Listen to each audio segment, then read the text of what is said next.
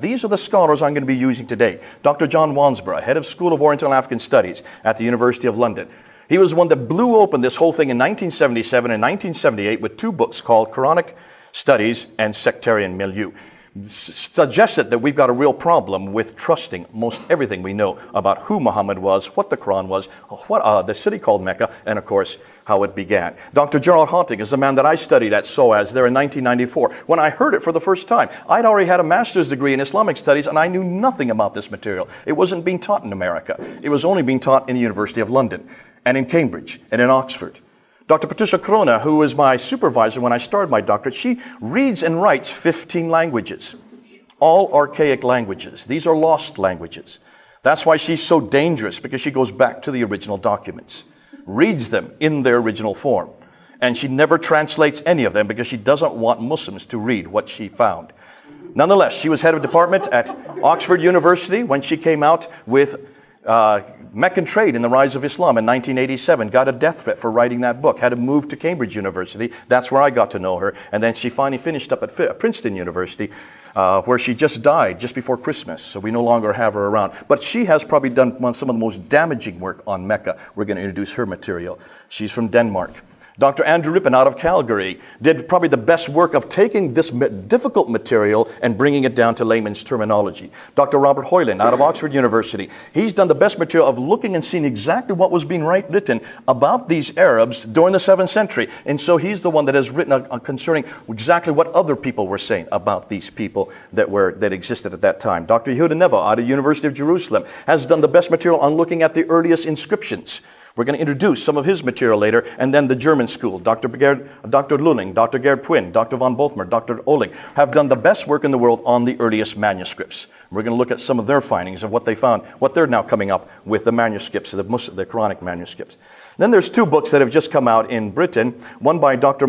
Tom Holland, who's not really, he's not an Islamist, he's nothing more than a good storyteller. But he's a historian. He has 3 already bestsellers, and that's why he decided to take and go beyond Persian Fire and Rubicon. He decided to go to the next step. Well, what came after the Byzantine Empire? What came after the Sassanid Empire? It was the Muslim Empire. And he started in 2006, and for 6 years, he usually writes a book in 3 years. This took him 6 years because he couldn't find any sources. We had to give him all his sources. And that's why he came out with this book in 2012, In the Shadow of the Sword. If you want to read one book that actually decimates and explains all this material, read that book. Read the first 100 pages and then jump to the last and read the last 100 pages, and you get to know anything you need to know. Now, he did a documentary called Islam, the Untold Story. He put it on Channel 4 in August of 2012, which summarized his primary themes, but he didn't come to any conclusions. He purposely did not want to because he knew it would infuriate the Muslims. That documentary has only been shown once. Channel 4 would not show it a second time because of all the furore coming from the Muslim world. And that's why, if you want it, I have it right here on my computer. You can have it, take it home with you, and see it, watch it. It's only an hour and a half long. It summarizes much of what we're going to go through today. And then Dr. Dan Gibson has probably done the best work on looking at the geography. So let's look in some of their material. This is what they found. This is what all these scholars put together. You've seen all their names. This is the conclusions they're coming to. First of all, the first Arab inscription of the name Muhammad is not till 691. Muhammad died in 632. Do you see a problem there? Why did these people, if this is their prophet, if this is their greatest prophet, why didn't they mention him in any Arab inscription? We don't see any reference to his name. Outside of Arab texts, we do have reference to his name, but not within Arab inscriptions. The first reference to people called Muslims is not till the 690. Well, hold on a minute. So who were these people that were taking over Basra, Baghdad, Damascus, Jerusalem, and Cairo, who were moving right across North Africa and moved from Spain in the west? Who are they? Well, they did call themselves things. They were actually conquering. They call themselves the Saracens. They are known as the Hagarenes in the line of Hagar. They're known as the Ishmaelites in the line of Ishmael. They're known as the Maghreb because they come from the Maghreb. They're known as the Muhajirun, the people who are in Hijr, people who are in Exodus, like nomadic people. These are the names they call themselves, but they never call themselves Muslims. Yet these were the first Muslims, we thought. We've been told that's the narrative we've always been given. So why didn't they call themselves that in their own inscriptions? The first reference to Islam is not till the Dome of the Rock, introduced by Abdul Malik in 691. That's 60 years after Muhammad died. And the first reference to a city called Mecca is not till 741. Think that through. Okay, you thought it through, we'll go on. The first biography of Muhammad with an Islamic source is not till 833. Now, let's put this all together. These are their conclusions. How did they come to their conclusions? Let's go through it and let's remember. Now, remember, at the time that we're looking at to begin with, in 661, this is when the Umayyad period starts. That's how much of the world Islam controlled. So they controlled the 5 great cities of the Levant. These were cities that were sophisticated. They had libraries. They could read and write. There's no reason in the world not to have things written down, even as late as 661. Dr. Gan Gibson, when he looked around, he noticed that when you look at the Quran, and take a look at the Quran and look at all the geographical locations in the Quran. There are 65 geographical locations listed in the Quran. Over and over again, you find that this prophet, interestingly, it only mentions that he's a prophet in Arabic. It doesn't give him a name. You will find Muhammad's name in Arabic only 4 times in the Quran. But he's known as the prophet who lives in a city, a settlement, but it doesn't give the name of the city. It doesn't give the name of the settlement except for once, and that's in Surah 48, ayah 28.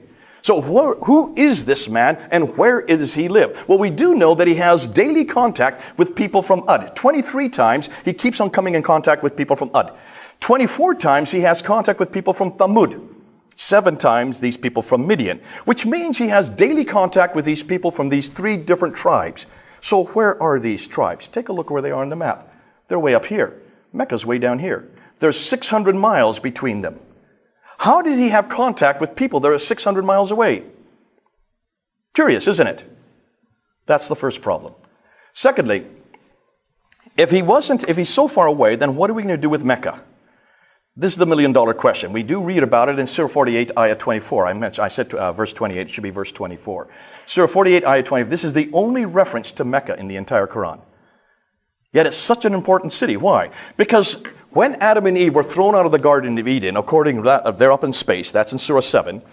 They were thrown down, according to the traditions, to this place called Mecca. So it would be the first settlement in the history of mankind. There is no one earlier than Adam and Eve, right? It's where Abraham was living in Surah 21. If you look at Surah 21, he is in Mecca. I had no idea Abraham came from Mecca. But according to the Quran, that's where he lived. He goes into the Kaaba and destroys all the idols in the Kaaba. They throw him into a fiery pit. And then he's saved by an angel of the Lord. That sounds like Shadrach, Meshach, and Abednego. But what's it doing and what's that say about Mecca? That means at least Mecca was in existence in 1900 BC when Abraham was living, right? And Mecca is the center of trade, north, south, east, and west, according to all the traditions.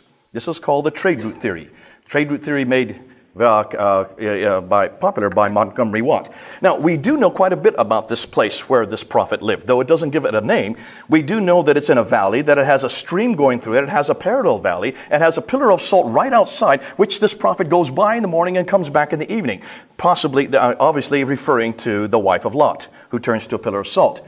It has fields, trees, grass, clay, loam. It has olive trees. That's right there. Should have red flags. And that there's a mountains overlooking the Kaaba. The problem is, Mecca is not in a valley. It does not have stream going through it. It doesn't have any water. It only has one well, the Zamzam well. Cannot even accommodate the caravans that went there. It does not have a pillar of salt. There are no fields, trees, grass, clay, loam, or olive trees. There are no olive trees except for the Mediterranean world, 600 miles further north. There have never been olive trees in Arabia. So you can see there's a problem here. Because wherever this place is, it cannot be Mecca. So, what do we know about Mecca? I've just told you all that, so we'll go beyond that. You can come back to that. Those are all the things I just mentioned. Take a look at a map from the 7th century. This is a Byzantine map of the trade routes. Where is Mecca on that map? You notice? If it's the center of trade, if it's one of the greatest cities in the history of mankind, if it's the oldest city in the history of mankind, why is it not on any map? That's just a Byzantine map from the 7th century. Take a look at this map. This is the trade route. Again, look or see where Mecca should be. Mecca should be right there. It's not on this map either from the 7th century. But look at what is at the center of trade. We'll come back to that. Dr. Patricia Corona noticed this, and of course she was curious because she looked at this map, which is from the 7th century, and she noticed that all the trade would have come from India over here and China over here, and would have come right up through the Persian Gulf to get over to the Mediterranean world. The problem was the Sassanids here were warring with the Byzantines here. For 200 years they warred back and forth between the 5th, 6th, up to the 7th century, which shut down the trade going through here. It had to be redirected across the Arabian Sea down to Aden right there. And then from Aden it went right across, up across the western plateau of Arabia, from Aden, going up to Najran, Sana, up to Taif, down to Mecca, according to the traditions, back up to Yathrib, to Tabuk, Khaybar, and then on up to Gaza. Now, my 10-year-old son saw a problem with that. Let's see if any of you can see a problem. Those of you here last year, don't mention it. What problem do you see with that theory right there?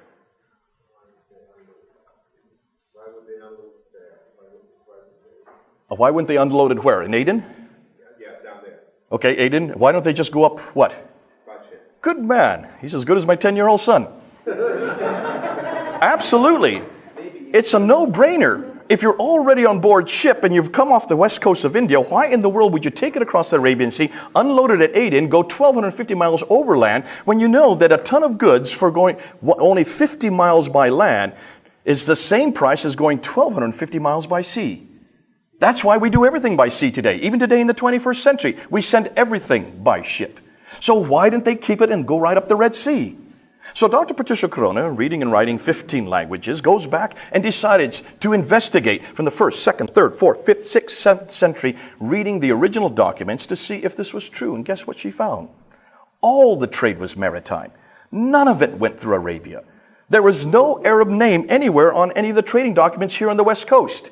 All the names that she could find came from here, Eritrea, Africa.